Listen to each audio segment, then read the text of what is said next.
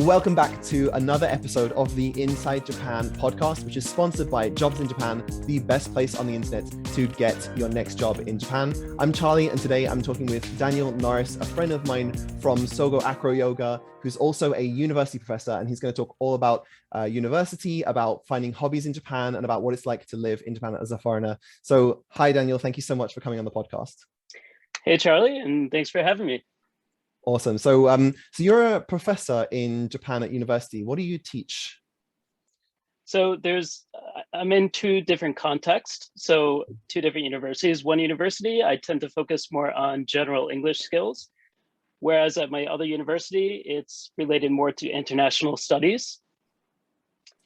So one deals more with world issues, global issues, some focus on things like SDGs, the UN, equality, poverty, climate change, those sort of topics. And then the other context, it's more specifically on, for instance, speaking skills or reading skills or something like that.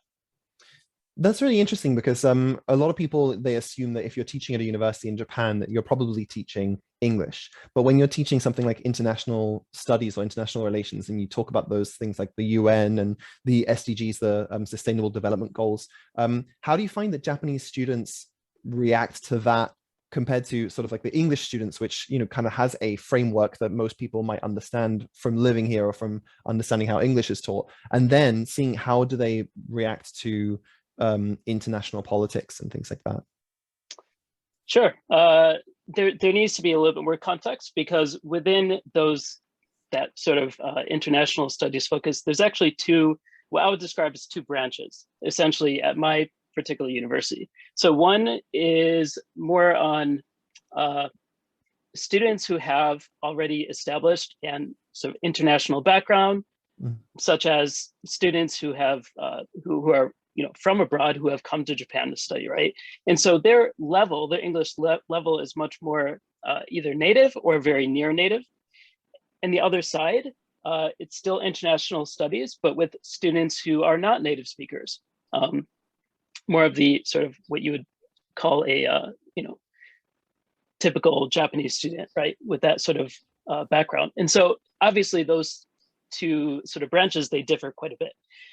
In terms of the students, more of like the international focused type of students who have come from abroad or have that experience, they can handle it basically no problem. And, with only some very slight sort of modifications in how you might talk to a purely native classroom, it's pretty similar, I would say. On the other hand, the other students, there needs to be a little bit more adjustment in terms of how you approach these topics. But I come from a stance where I believe in them. I believe in their ability. And so it's typically, my experience is in the beginning of a semester with new students, it's quite natural for them to feel, in some cases, a little bit overwhelmed. And certainly during the semester, there's still points where that happens, right? But I consistently try to have this approach where I believe in them and I try to support them, even when these topics are quite difficult. And for me, it's really important just to emphasize that whichever context they're in, these topics are very relevant to them, right? And I think that's really important when we're teaching this, especially these types of topics. The quick example I might give is, if you think of something like poverty, for example, it might be hard to understand this in a extremely deep way initially, right? Because the context of living in Japan, I tell students, well, okay, might be a little bit harder to see this in your daily life, but it exists. And so in order to make it easier for students to understand, I try to make it relevant. I say, well, let's look at this article from the Japan Times. And this is a situation that's happening in Tokyo, right? These are the people behind this issue. And so, this isn't something that's just across the globe in some small country you've never heard of. So for me, that's kind of how I try to approach it, especially for the students who might not have as many experiences studying these kind of topics. So making it relevant for them, and believing in them, honestly, is sort of my approach. And I think that's a good approach to have. And I remember when I was working at international school, I had the same issue where you get the first week of students coming in and they're just overwhelmed, and they, have that kind of like big eyes, like deer in headlights kind of look to them, because it really is overwhelming. And I imagine the same situation would be if I, had gone to university to study Japanese. Even if I had a basis in Japanese, like it would still have been really difficult for me to do that and keep up with, even with my level of Japanese now. So yeah, I think that approach to it, where you actually think of it as a growth mindset, where it's like, okay, yeah, they don't understand this stuff now, and maybe they can't even relate in their life, because that some of the problems of things like poverty in Japan are much less visible, not only in part because of the culture, where people maybe feel a little bit and I maybe this, that the homeless population in Tokyo, there's some kind of weird shame dynamic to it, where they don't seek out help, and they don't like, they wouldn't like beg on the street or something, or I've never had someone really beg for money in Japan, whereas when I went to California and I was in LA and San Francisco, it was quite frequent. That part of it means that it's a lot less visible to people who maybe don't have to worry about poverty in their daily lives. So I think it's an interesting thing to be teaching at a university, and to show those students like, this is a problem. You might not see it every day, but it is a problem. So I think it's a really useful thing. So I'm Yeah. curious about how, as a professor in Japan, what are some of the interesting aspects of working within the Japanese context? Like, do you have to speak Japanese in your work every day, or do you find that you're sort of separated from the sort of like more Japanese side of the university structure, and that you just come in and teach your classes and then go home? How does that work? This one's actually pretty easy to answer. Yeah. You might not like the answer, but it depends. Two Okay. words. And that's the truth, because I can tell you that directly from my experience. One university, I don't need any Japanese skill really, in terms of like something I absolutely require. On the other hand, my other university, all the communications are in Japanese. And if I need to email someone in the staff, I need to use Japanese. If I go there and I have some technical problem at the school, I need to use Japanese. So, but I'm not fluent. I'm not like a fluent native Japanese speaker. I'm not even close to that. So it depends. You might be able to find a university which has a lot of English support. Typically, in my experience, the bigger type of universities usually have a bigger international program, which means they will probably have better English support. Or you might have an experience where the supervisors or head of the departments might be native speakers, Mm-hmm. which is the case in one of my universities. On the other hand, like I said, if you're at maybe a smaller place, or just depending on the situation, you might find that there is some required level of Japanese. But I would say, if it might be pretty hard if you have zero. I'm not going to lie. It would probably be quite hard even to get your foot in the door. However, there are always exceptions to every rule. And so I can also say at the same time, there certainly must be some situations where you don't really need much Japanese. I'm sure they exist. Yeah, and I think it's an interesting point to make, that some people do come to Japan and they kind of expect to be able to get by with English alone. And I think you can, for sure. There are a lot of people who have been here for decades and can just about order a chuhai or something. But then there are people who really get into it, and the amount that being able to speak Japanese opens up for you, even just in sort of comfort level with Japanese people, right? It might not be a requirement for the job, but I noticed that in schools, when I would speak to staff in Japanese, they would feel a lot more comfortable with me. They'd kind of include me more in discussions in the office, and that would not only be better for my job as a sort of like positivity, feeling good about where I work. But I think it was good for like, keeping those jobs, not just being like a foreigner that's sort of like what would be the word, like transitory person who's like, oh yeah, well they're just going to be here for a few years and then they'll leave because they're a foreigner and that's what's expected. Instead, it makes you feel like maybe you're more part of the community, which I think is a really important thing to feel in Japan. Absolutely. So what are some of the positive aspects of working in the university system here? Because I've never worked as a university teacher, but I have worked at a university affiliated high school, and it can be complicated, right? It can be difficult. But what are some of the things that you really like about working in the university system here? Some key things I would say is number one is in my context, coming from other teaching contexts, junior high school as well. I've been in those different schools as well, and coming back into university. The biggest thing for me is in terms of the engagement I can have with the students. As you might expect, it's typically the case. You can have much more sort of deeper conversations, and you can dig in to different sort of topics, like the world topics and things like that are going on. And so it's really interesting. My sort of personal teaching style also tends to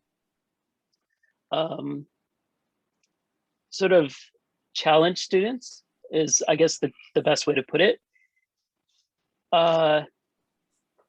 And so, I feel like I'm able to challenge students more than I could in lower levels. And for me, that's really quite suitable. It might not be for everyone, but for me, I sort of do well in that environment. So I do like that aspect, that I can engage students more. We can go into deeper conversations, these sort of things. Also, there is, in my experience, a lot more responsibility to figure out how to do things and to execute good lessons and to grade in a sufficient way, and all these kind of things that are related to this. And for me, I basically thrive in that environment where I have the responsibility on my shoulders, and there aren't people dictating what I do and how to do it. Whereas, again, if you are in other contexts, high school, junior high school, and so on, there tends to be a lot more oversight in how you do things, and a lot more control over how you do things. So yeah, for me, I thrive more in that, the university environment in that sense as well. Yeah, absolutely. I just want to, as an aside to that, like, I remember, and this isn't true of all ALT positions, but when I was an ALT in Nagoya, it really did depend completely on the mood and attitude of the teacher, the main teacher, the Japanese teacher, where I would have some teachers who would be very open to my input and discussing what would be the best way to teach, a particular grammar point or a particular lesson.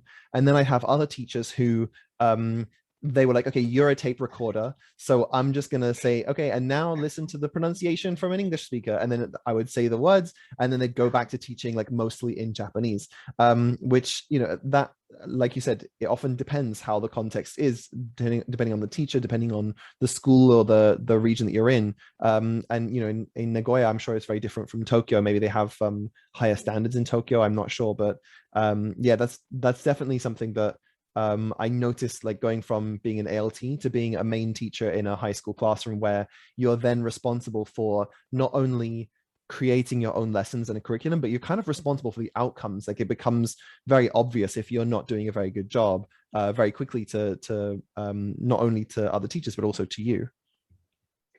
Yeah, very, very true. And I've been in those situations as well. When I first came to Japan, I was also an ALT.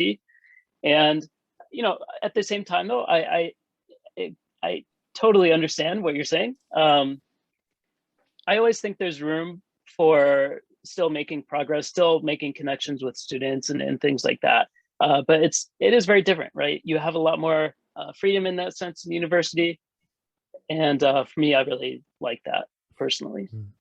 Yeah, and you do have to look for that. Like, I don't want to knock the ALT profession because I've met a lot of ALTs who work really hard and do a great job. And one of the things that a great ALT taught me early on, he said, even though it's not part of your job, do the Isatsu in the morning, like when you go to the gate and greet the students as they're coming into the school.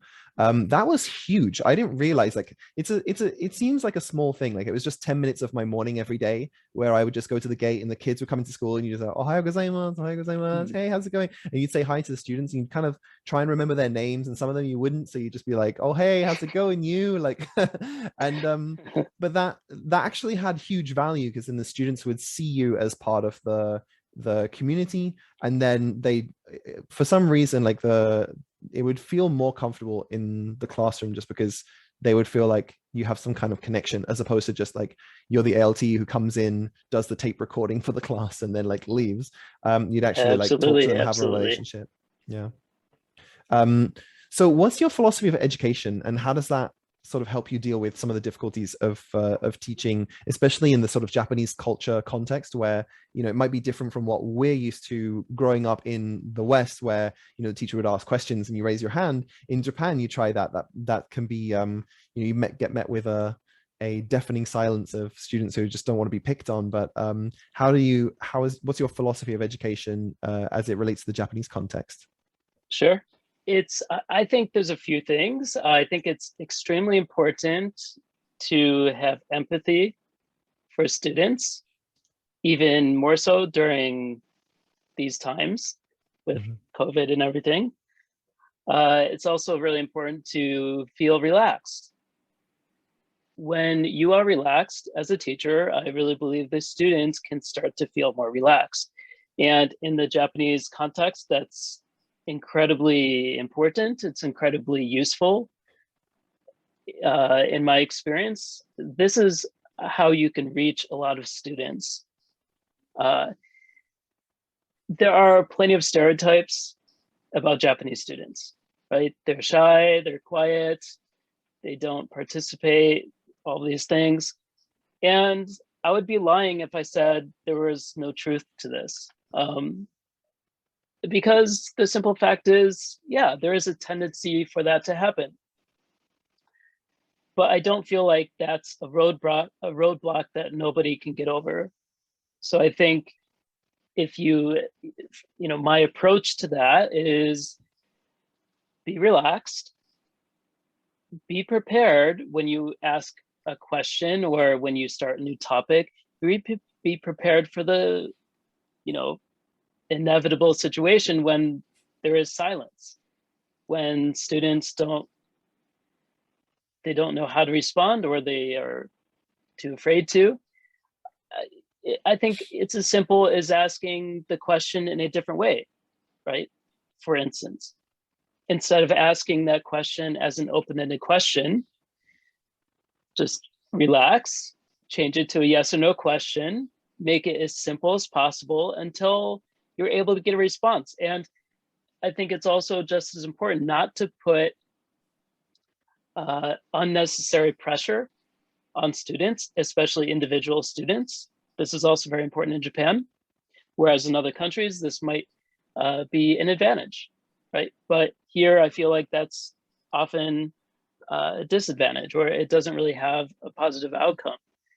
So I try to be ready for that. I try to empathize with them because who knows what their background was, right? Maybe, and it might be very likely that for a lot of students, their background was in education in which there wasn't a high value on them asking questions and raising their hand and speaking out of turn and things like that, right? And so as a teacher, how, you know, is it really fair to expect them to be chatty and, you know, like I said, just speak, you know, spontaneously and these things? I don't think so. I mean, right? That's not really fair if we don't know their backgrounds and we just expect that of them. So I do, as I said, I'll touch back to what I said before. I do believe in the students. I believe that they are smart, that every single individual matters, that that every individual has some meaningful, interesting experience to share or perspective. I really believe this, every single one, no matter what their personalities are. And so my job as a teacher is trying to make sure to get everyone involved, but do so in a way that inspires them, that doesn't shut them down and put that unnecessary pressure on them, and encourage them in a positive way. And when it doesn't go as planned, adjust, relax, adjust. No reason to get all worked up about it and complain about it. That's our job, right? To find ways how can we navigate that? How can we connect with them and open them up, right? And so my experience is, as long as I have this approach, it might take time. It depends on the class, depends on the school, but eventually I do feel like I'm able to make progress with every single student. And so that's, I don't know, that's kind of how I would explain my approach here.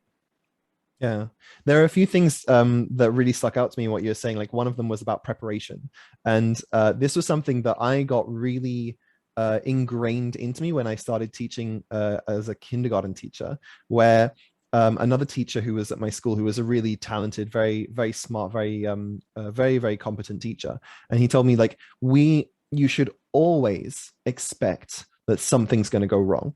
Always expect that. And if you don't, if you're thinking, oh yeah, my lesson is going to go perfectly, nothing can possibly go wrong, like that's when it definitely goes wrong. So make sure that you're prepared for things to get derailed, for you to not be able to cover everything that you need to do in class, or to cover everything that you've done in class in half the time. Everything needs to be, every eventuality needs to be prepared for. And that's how you become more relaxed as a teacher. Because if you're worried about your class, you're like, oh crap, I didn't prepare, I didn't do enough work, I didn't get everything ready, then you're nervous because you're thinking, okay, what can I do in the last 20 minutes of class? We're going to finish super early. I have no idea what we're going to do next. I haven't got anything ready for the next thing, and then the students will see that, like you said, the students react really strongly with how the teacher is behaving. So if the teacher is relaxed, then they'll feel more relaxed because they're like, okay, the teacher's got this covered, he's in control or she's in control. But if you're nervous because you didn't prepare properly, then that can become a real issue. Exactly. And another point that I try to stress is that we are all human, even me. And I will, emphasize this during the whole semester, right? And I always tell my students that it goes both ways. So if you forget your homework, it's okay.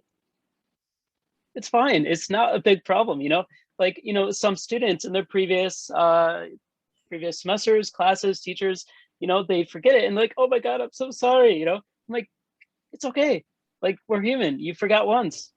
Otherwise you're doing great in the class, And so, yes, if a student is not doing any homework, yeah, that's going to be an issue. We'll talk about it, right? But typically I tell them, no problem, right?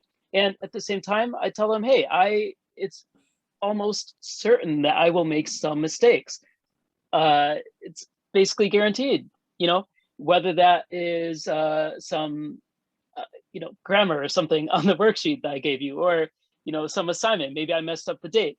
And I tell them, guys, that's going to happen. But it's okay. Like, we're going to make this work. And if there's a mistake, I'll probably catch it, or you can tell me, please tell me, don't be afraid. I'm not going to be angry. I'm going to be happy. I'm going to appreciate that. And at the same time, I try to give them that respect as well, right? Where I tell them, hey, I'm human, you're human. It's okay. And like, if I ask them a question that was a homework question and the student can't answer, I'm like, it's okay.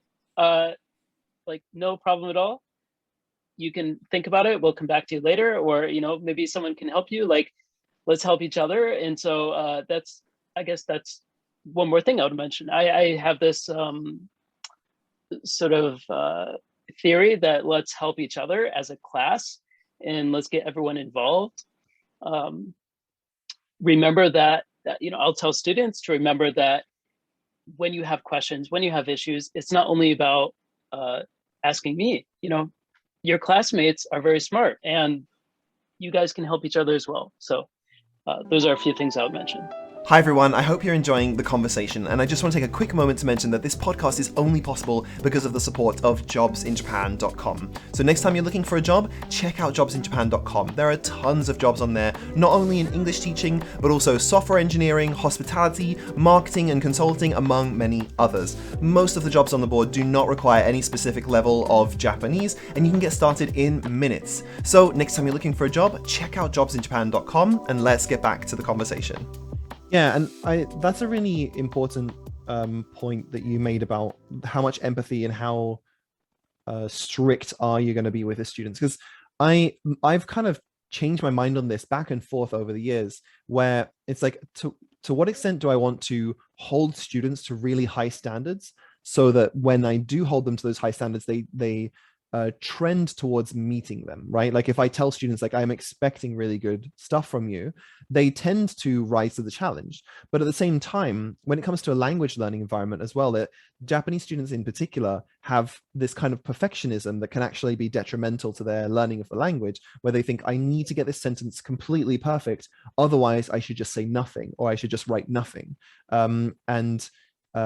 You see this in particular, like we had this really great exercise that we did at my previous school, where at the beginning of the year, we would do a 10-minute timed writing exercise. And I'd say like, this is not being tested. I'm not going to grade this. This is just for you to see how much, how well you can write in 10 minutes with a time limit, because we'll be doing this a lot in, tests and exams and stuff. And you want to increase your writing speed.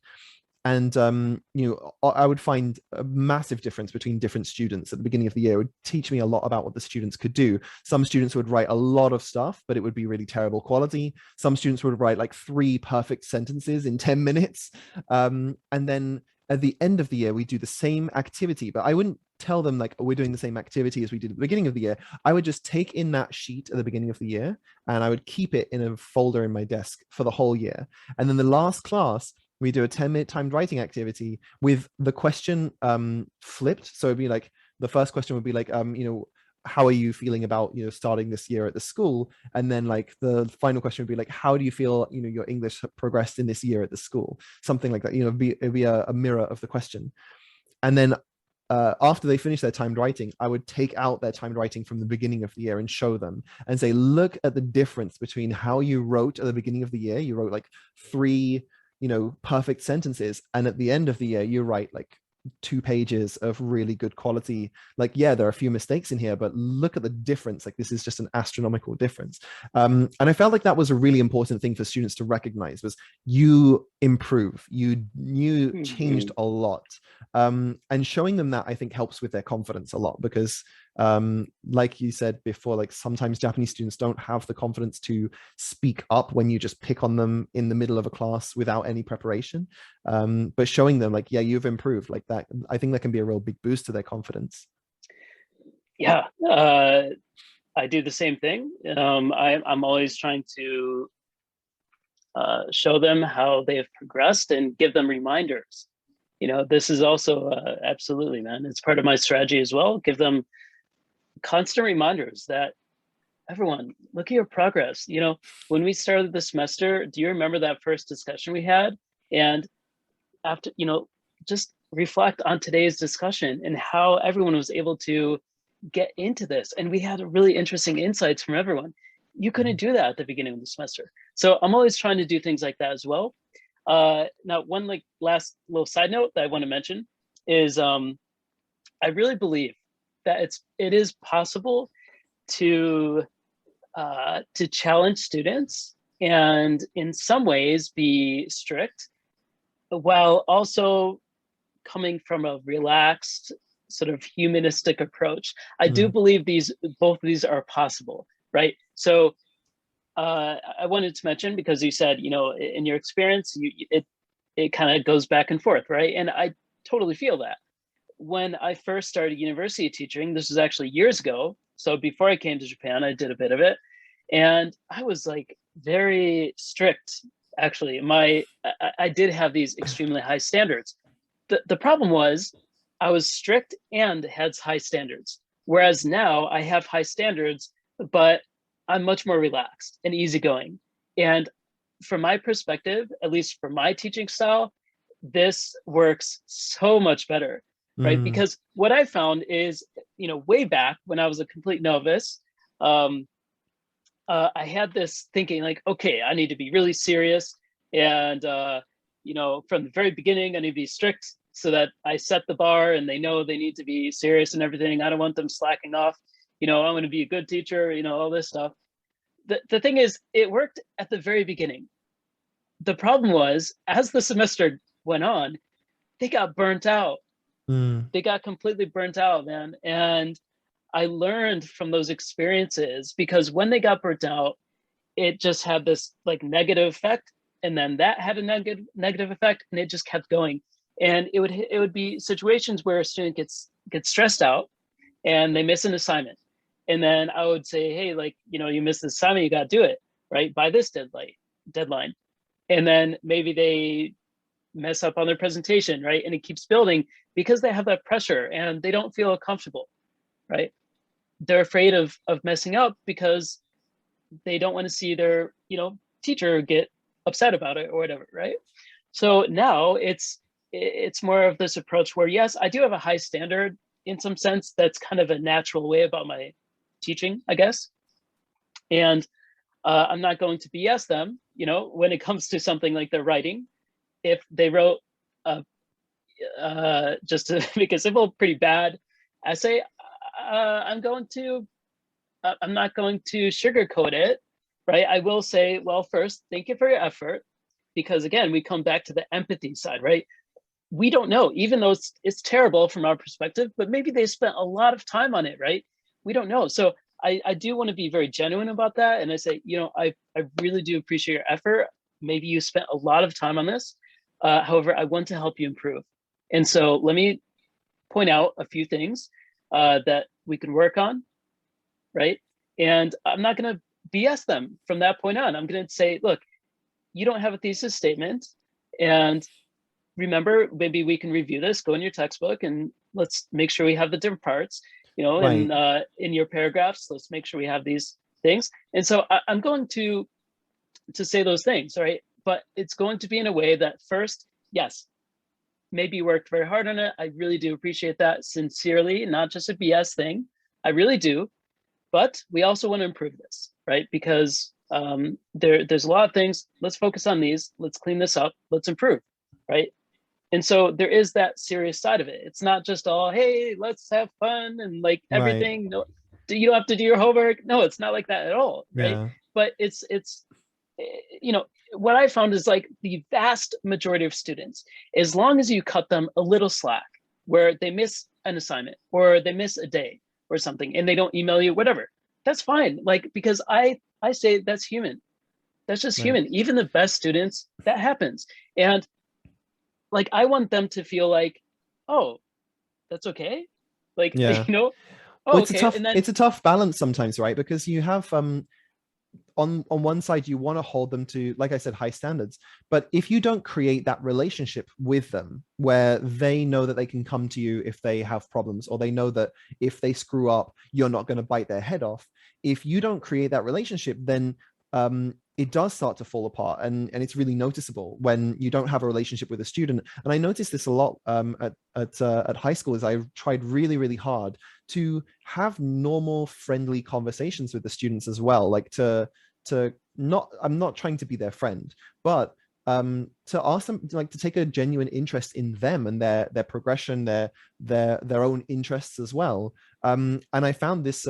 There was a one student in particular that I'm thinking of when I think of how this worked really well. And I actually kind of learned this from being a kindergarten teacher, where there are always going to be those kids who are really badly behaved, and if you create a relationship with them, that then you can be strict when you need to be, because they're like, oh, well, actually, I care about what this teacher thinks of me. I don't want to disappoint them, because they're maybe one of the only teachers who looks at me like I'm not a screw up, yeah, and that can be huge for some students. Like some kids who all they get from other teachers is, you didn't do your homework, you're a terrible student, they're getting C's and D's all the time. And then I teach them in my class, and I'm like, wow, that was a really interesting point that you made in your in your writing, or in that last lesson. You said something about this, and that made me think, what about this? And then I'd like maybe take 5 minutes in a lesson to talk about it because I thought it was interesting. I prepare something for the following lesson.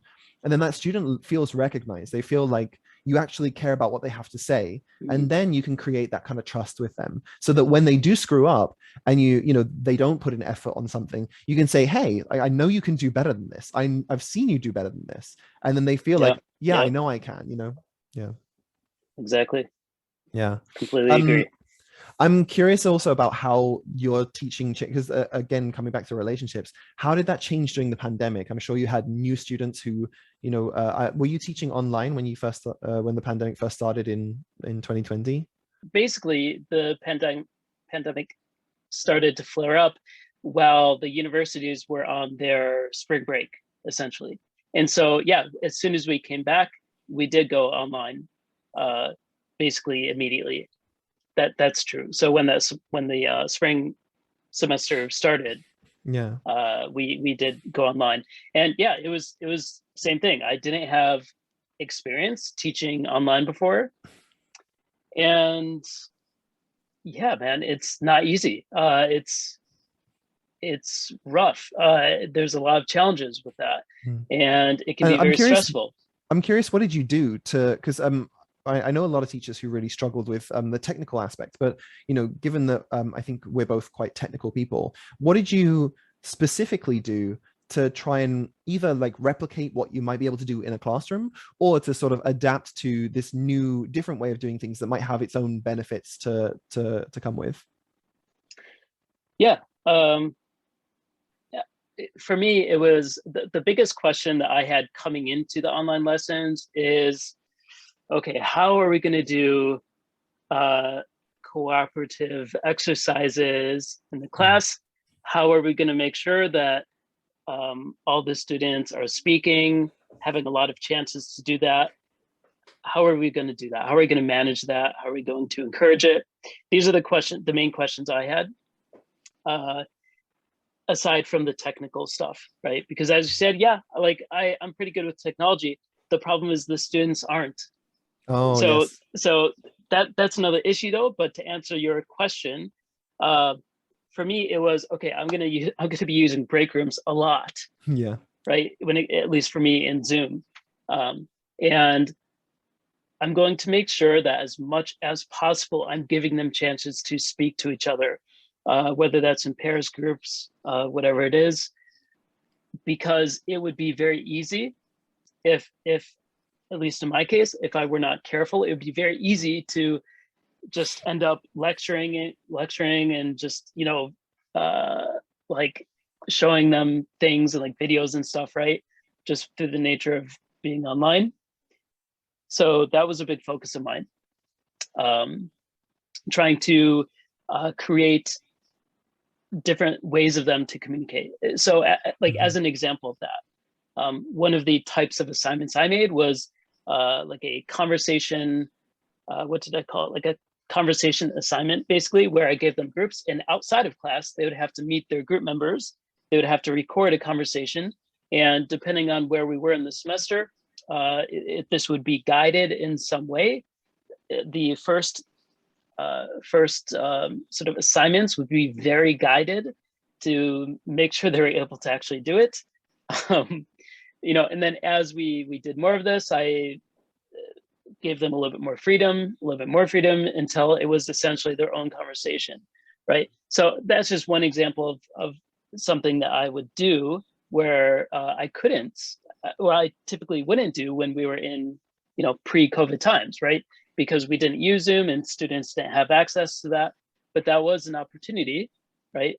Which presented itself, and I thought it worked pretty well, right? Mm. That's great.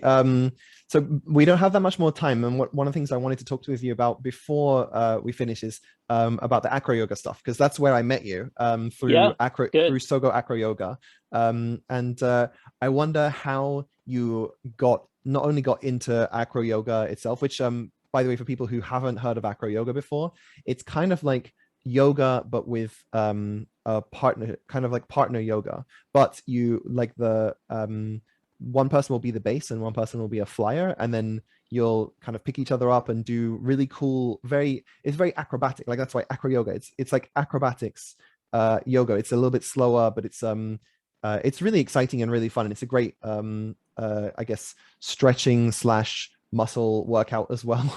So I really got into this after hanging out with you and going to the Sogo Acro Yoga for a while. So how did you get into that, and how did you kind of help it to, because I know you and a few of the other people in our group were people who kind of helped it to grow in Japan as a hobby, you know? Yeah, so one quick thing, if anyone is listening or watching, what is Acro Yoga? The best way to understand that is honestly Google it. Look at some Yeah. pictures, look at some video, and Yeah, it's hard to explain. it's much easier to see just looking at a video or a picture. In terms of the question, so how did I get into Acro Yoga? Is that the main question? Yeah, yeah. Yeah. So the basic story there is just randomly on Facebook, I saw a picture of Acro Yoga, and I had never seen it before. So I thought, wow, this is cool. What is this? Right? That was the question. What is this? It looks so cool. It looks fun. And at the time, so one of my friends, Charlie, you know him, but Simon, he also found a what's called a jam. Okay, a jam, for anyone who doesn't know, this is basically a practice session, essentially. And it was a jam and a what I would call a casual lesson, sort of both of those things. Anyways, Simon, my good friend, he found that. He invited me to go, and I said, heck yeah, let's go. And from there, it was that first experience. I completely loved it. It was awesome. I couldn't get enough. We kept going to that weekly session for a while, and eventually, after building some skills, it got to a point where actually both Simon and myself, we thought, you know, in Tokyo, there really isn't a foreign community. There, Acro Yoga was very small, relatively speaking. It was very small at the time. There were not many groups or opportunities to learn or practice. And I have to give Simon credit because it was his first idea to make some sort of international focused group, so to speak, that would be taught in English and really encourage this sort of international feel. And he sort of inspired me to also start something as well. And so, long story short, what basically happened is both of us ended up making like individual local sort of groups. And we had these going for a little while, and then after some time, eventually these combined into Sogo Acro Yoga, right? And so, again, kind of trying to make this as short as possible, but basically Sogo Fitness, this amazing, awesome nonprofit international fitness organization in Tokyo, we made some connection with that, and through that we started Sogo Acro Yoga, which is a branch of Sogo Fitness, which has many other branches of other different activities. And that really sort of boomed at the time. It's gone, it's like a wave where it goes up and down depending on who's in Tokyo and then who's leaving and all these things. But yeah, that's kind of how it started, and that's kind of how it's grown into what it is. Now, absolutely, it would be shameful of me to take credit for starting Acro Yoga in Tokyo. That'd be completely dishonest to say that, because there were people before me. There were people before Simon, before both of us, and one of the key people would be Lisa Nishimura, who started Acro Yoga Japan.